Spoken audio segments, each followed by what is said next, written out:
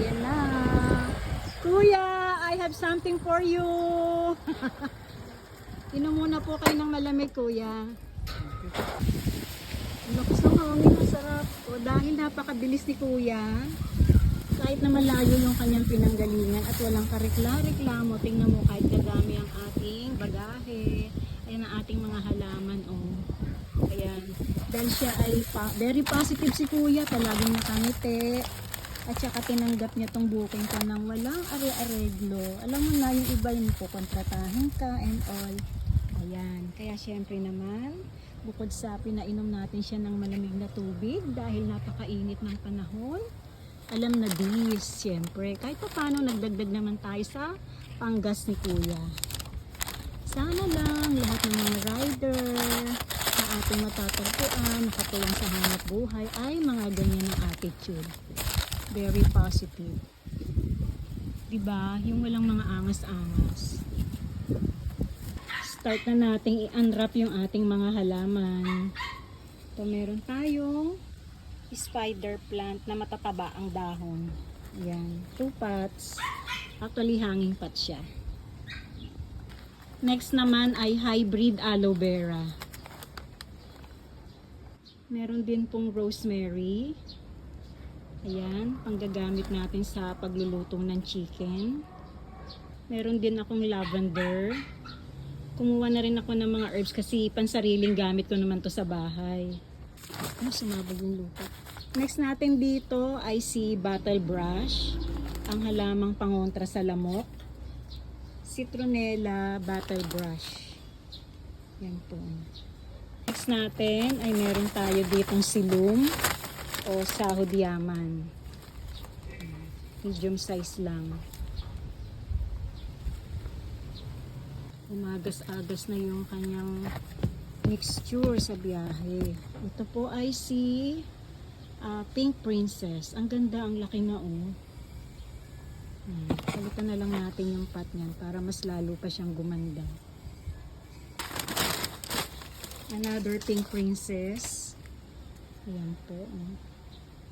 Ang gaganda ng mga dating ngayon. Ano? Ang lalaki na. Diyos me, yun ng araw. Ay, ano ba? Nung unang dating sa atin to mga ganyan size lang. No?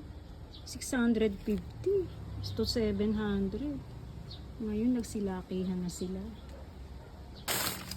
Ito isa sa paborito kong palm o ito kasi ay si anahaw.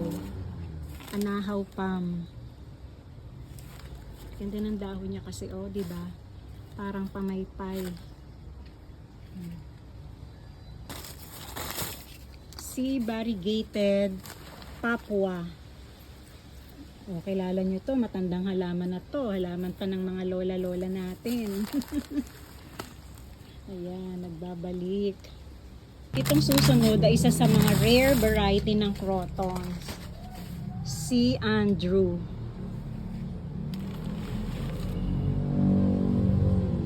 Wala pa siyang gaanong itsura. Pero pag napalitan ko to ng pot, tsaka lilinisan natin. Yan, magkakaroon na yun ng itsura. Ito po si variegated burl marks. Naibenta ko na kasi yung isa ko ditong malaki-laki. Ito, budget size lang. Papagandahin na lang natin. At palalakihin muna natin ng husto bago natin i-release. Para masaya ang buyer. Ang cute ng isang ito oh. Potos. Mandula potos. Ganda no? Cute size. Kumuha rin ako ng hybrid gumamela. Tingnan nyo po yung flower niya. Ito si champagne. Nice no? Tapos marami pa siyang buds. Oh. Tatlo to eh. Pakita ko pa yung dalawa. Itong isa, nag-end bloom na. Pero ito si Wendy May. Ang flower nito parang may pagka purple, pink purple, ganon. Na may parang white sa gilid. Ganda rin yan. Yan, Wendy May. Finally, si Milky Way. Kaya lang yung flower niya, oh, pa-end bloom na. Tibali may kasunod naman eh, oh. Yan pa, oh. Ito pa, oh. Oh, diba? Ang ganda. Saka ang ganda ng trunk niya. Tingnan mo. Diba? Multiple branches na siya. Yay! Ang gaganda ng gumamela. Mga hybrid. Nakaka-inlove. Lalo na pag sabay-sabay ito na mulaklak. Ay, ang ganda-ganda. Yan, tapos na tayo mag-unbox at mag-unwrap. And finally, ito po yung ating nakuhang freebie.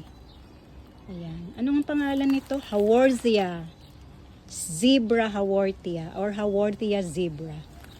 O tingnan nyo naman, di ba, kung gaano kadami yung karga ni Kuya. Nakaka-happy lang. Sana sa susunod siya uling makuha kong tagahatid ng aking mga halaman. Kasi nakaka-good vibes si Kuya eh. Ayan, ang dami-dami, walang angal, di ba? Hanggang dito na lamang po ang aking pagbabahagi. Maraming salamat. Sana ay nag-enjoy din po kayo sa ating pag-unbox ng ating mga bagong halaman. Di ba po, nakaka-excite lang pagka may mga bago tayong plants. Hanggang dito na lamang. Ito po ang The Late Bloomer. Happy planting! Nice oh. O, diba? Ang bilis lang at nakapag-repat agad tayo. O, syempre, ganyan ang plantita eh. Pagka may mga bago tayong halaman, excited. Diba? Pagka unbox, ayos-ayos, konting ayos ng mga repotting mix, yung ating mga paso. O, di areglado na, diba? Para at least makapag-stable agad itong ating mga halaman. Sakto rin naman kasi papalubog na yung araw. Diba? At least malamig na yung panahon. Hindi na mai-stress itong ating mga halaman. Ayan. Ayan. Mamaya-maya imimiss naman natin yung mga dahon nila.